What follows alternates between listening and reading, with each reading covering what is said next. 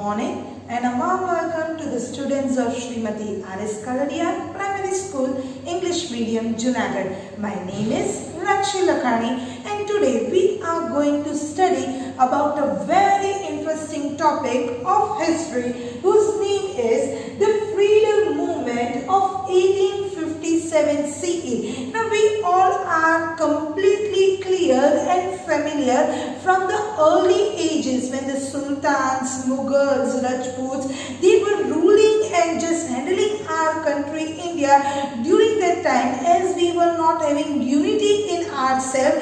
The other European countries that were French, Portuguese, Dutch, Britishers, they came to our country India with the intention of trade, but slowly and gradually they come to realize that all the people, all the rulers don't have unity in themselves, and because of that only they finally decided to just started ruling in our country India.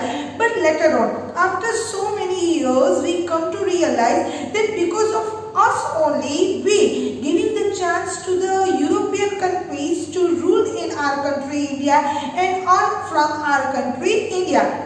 So here, from this particular chapter we are going, this is the first revolt of 1857 when the Britishers came in our country India. They came to our country India in the 16th century, that was the year 1608. Later on, for so many years they trade in our country India.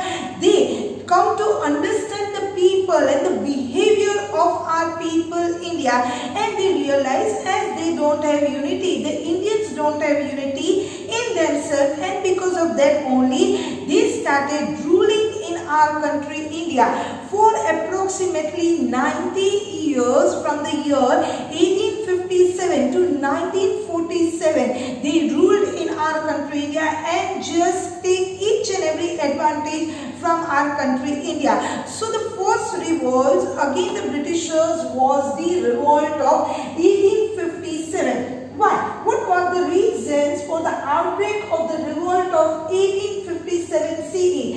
Here are the 5 reasons due to which we, the people of India, started opposing the British East India Company as the government in our country India. The first reason, that is social and religious reasons. Second, economic reasons. Third, political reasons. Fourth, military reasons. And the fifth, that these immediate reasons, these all reasons force and just have the encouragement for the people of our country India to just fight against the Britishers. Now here, let us discuss about the first reason, that is social and religious reason. Now here, the policy of social reforms by a company, that is East India Company, or we can say British East India Company, made people feel insecure and suspicious. We were feeling insecure. All the policies, that was railway, postal system, telegraph system, and the different technology and the particular things which was being adopted by the Governor Generals of the British East India Company, we, the people of India, were just thinking and feeling insecure and suspicious. They means we, the people, felt that the government was trying to convert them to Christianity and destroy the Indian culture and the religion forever. We, the people, was always admiring and was always thinking by this different this railway we can say that railway transportation, we can say postal, telegraph, different things which was being introduced by the Governor General. We were always thinking, the people were always thinking that the governor or the government of East India Company or the Britishers want to destroy our Indian culture and want to convert ourselves and the whole Indian culture into Christianity. Now here, people believe that the Indian social system was deliberately undermined in railways, jails and military. We were just experiencing that in this British East India Company, our Indians were always being done and just experiencing experiencing the partiality from the side of the Britishers. As a result, many people joined this revolt, this freedom movement, that was the revolt of 1857. Now let us study about the next reason, that is economic reason. Now here, the aim of the Britishers or the East India Company was to bring prosperity to England at the cost of India. Previously, when the Britishers were not in our country India, during that time our India was known as the golden sparrow, because always the agriculture, trade, industry, production was at the best, and during that time not any of the country was able to sustain or have a competition in front of our country India. But here, when the Britishers came to our country India, their intention was to bring prosperity to their country England at the cost of our country India. Now here, the landlords, the zamindar who was being given the responsibility to collect the revenue, slowly and gradually the Britishers started exploiting them also. So the landlords and peasants, that were the farmers, having lost their lands, participate in the revolt of 1857. Now the next reason for the particular revolt of 1857, that was the political reasons. Now the East India Company, that was being handled by the Britishers, the East India Company acquired the Diwani rights, that was to collect the revenue, land revenue from the peasants. In the previous chapter we have studied about this Diwani rights as a result of their victory in the Battle of Buxar, that was in the year 1764 CE. The first battle between the Britishers and the Sirajuddaulah, that was the Battle of Plassey in the year 1757 CE. That particular battle was known as the turning point for the Britishers to start handling our country India. So this Diwani right, that means to collect the revenue, land revenue from the people, was being allotted with the particular victory of Battle of Buxar in the year 1764, that was fought between Mir Qasim on the matter of Bengal for not paying the taxes, and during that time it was the Robert Clive. So the particular battle was fought between Mir Qasim and this particular Robert Clive. Now here, this was followed by an aggressive policy of expansion with the help of subsidiary alliance policy that was being introduced by Lord Wellesley, doctrine of lapse, or the policy of annexation that was being introduced by this Lord Dalhousie. This is also considered to be the known as for the reason for the political, for the revolt of the 1857. Now here, Rani Lakshmi Bai of Jhansi and Raja Kuwan Singh of Bihar, who were among the few of the victims of this particular policy. In this particular, we can say a policy of annexation. It was a rule that a king dies without not having a son. That particular kingdom was under the hand of the British East India Company, and this was being suffered by Rani Lakshmi Bai and Raja Kuwan Singh of Bihar. Now here, the next reason, that is military reason, which just had the input or outbreak of the revolt of 1857. Now here, the ratio, that means the number of the Indian soldiers to the British soldiers, comparing with the British soldier, the ratio of Indian soldier was approximately 6:1 in the particular part of the military. Always in our vast country India, the proportion and the number of British soldiers was very less, and the number of the Indian soldiers was very more. But then also, always the higher posts in the military were always being reserved for the Britishers only, as we were always capable, we were more in the numbers, but then also the higher posts were always being secured by the British officers. Now here there was a big difference between the salary of the Indian soldiers comparing to the British soldiers.